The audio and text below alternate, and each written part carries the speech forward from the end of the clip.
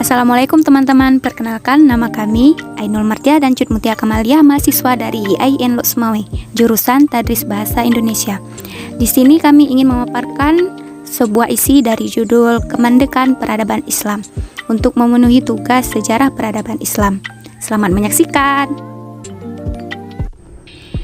Dalam sejarah kehidupan manusia, agama dan ilmu pengetahuan selalu berbenturan antara satu sama yang lain. Padahal ilmu pengetahuan sendiri selalu mengalami perubahan di setiap waktunya. Bahkan di antara satu ilmu dengan ilmu yang lainnya ada yang saling melengkapi dan ada juga yang tidak melengkapi. Setiap perubahan zaman ada saja para pemikir atau ilmuwan yang menemukan teori-teori baru untuk diterapkan di suatu masyarakat tertentu. Pendidikan Islam yang kehadiran dan keberadaannya secara esensial sejalan dengan peradaban manusia. Dalam sejarah perjalanannya, terutama ketika umat Islam mengalami kemunduran, termasuk kemandekan di bidang pemikiran dan peradaban, mengalami pergeseran makna dan arah, terutama sejak terjadinya kolonialisme dan imperialisme di penghujung abad ke-27. Di sisi lain, kemajuan ilmu dan teknologi berada pada tingkat kemajuan yang tinggi di tengah-tengah peradaban global. Almarhum Profesor Kunto Wijoyo secara sangat padat mendefinisikan sejarah sebagai rekonstruksi masa lalu. Hanya saja, tentu saja sejarah tidak menjadikan seluruh masa lalu sebagai objeknya. Pada pokoknya sejarah berporos pada masa lalu manusia. Karenanya, bagaimana alam tercipta, pergeseran lempeng bumi, bagaimana proses benua dan pulau-pulau terbentuk, atau berbagai hal tentang fosil binatang purba, bukanlah bagian dari penelitian sejarah.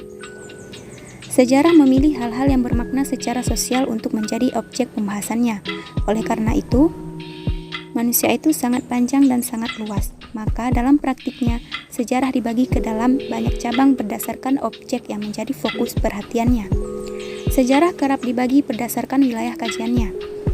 Yang pertama, sejarah Indonesia, sejarah India, sejarah Mesir, sejarah Asia Barat, sejarah Asia Timur, sejarah Asia Tengah, sejarah Asia Tenggara, sejarah Timur Tengah, sejarah Afrika, sejarah Australia, dan sejarah Eropa. Objek sejarah pendidikan Islam. Yang pertama, konteks historis secara umum. Yang kedua, lembaga pendidikan. Yang ketiga, isi pendidikan. Yang keempat, metode pendidikan. Dan yang kelima, kehidupan masyarakat akademis. Kemandekan peradaban Islam. Setelah mengalami masa perkembangan yang sangat luar biasa, kekuatan politik umat Islam menunjukkan tanda-tanda kemandekan. Untuk kasus dinasti Abbasiyah, pertanda tersebut sesungguhnya sudah tampak sejak pertengahan abad ke-4 hingga 10. Menurutnya, kualitas peradaban Islam berlangsung secara perlahan. Oleh karenanya, seragam Mongol yang menyebabkan keruntuhan dinasti Abbasiyah pada tahun 656 sampai 1258 tidak serta-merta berarti kehancuran total peradaban Islam. Dalam kenyataannya, dunia Islam masih berhasil membangun kekuatan politik baru yang sangat besar, semacam dinasti Safawiyah di Persia, dinasti Turki Utsmani di Anatolia, dan dinasti Mughal di anak benua India. Pada saat bersamaan, di kalangan bangsa-bangsa Eropa, tumbuh sebuah kesadaran baru tentang ketertinggalan bangsa-bangsa Eropa dan kemajuan dunia Islam. Faktor-faktor kemandekan pendidikan Islam. Kemandekan pendidikan Islam tidak terlepas dari kemandekan peradaban Islam secara umum. Berikut ini adalah beberapa faktor yang paling besar pengaruhnya terhadap kemandekan pendidikan Islam. Yang pertama, kemunduran politik. Tampaknya faktor utama yang menyebabkan kemandekan pendidikan Islam adalah perpecahan politik. Keutuhan kekuasaan politik di bawah dinasti Abbasiyah sejak pertengahan abad kedua hingga 8 telah memungkinkan kemajuan peradaban yang luar biasa.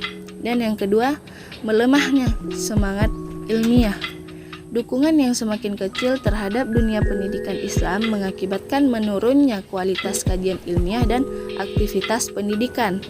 Tak jarang kegiatan pendidikan dimanfaatkan oleh penguasa untuk membela paham dan pendiriannya terhadap paham yang berbeda. Dan yang ketiga, kebangkitan Barat. Sejak penghujung abad ke-6 hingga 12, para ilmuwan barat sudah mulai menyadari betapa pentingnya mempelajari ilmu pengetahuan yang berkembang di dunia Islam. Untuk itu, mereka mulai mempelajari dan kemudian menerjemahkan karya-karya berbahasa Arab ke dalam bahasa Eropa, khususnya ke bahasa Latin. Nah, kesimpulannya adalah sejarah pendidikan Islam adalah satu bagian dari sejarah dalam artiannya yang umum. Pemaknaan pendidikan pun dapat saja berbeda-beda dari satu sudut pandang ke sudut pandang lain. Misalnya, secara terbatas, seseorang dapat memaknai pendidikan Islam sebagai kegiatan pewarisan nilai dan ilmu pengetahuan. Sekian penjelasan singkat dari kami tentang kemandekan peradaban Islam. Semoga bermanfaat bagi yang menonton video kami. Dan terima kasih. Sampai jumpa di video selanjutnya. Bye-bye. Assalamualaikum warahmatullahi wabarakatuh.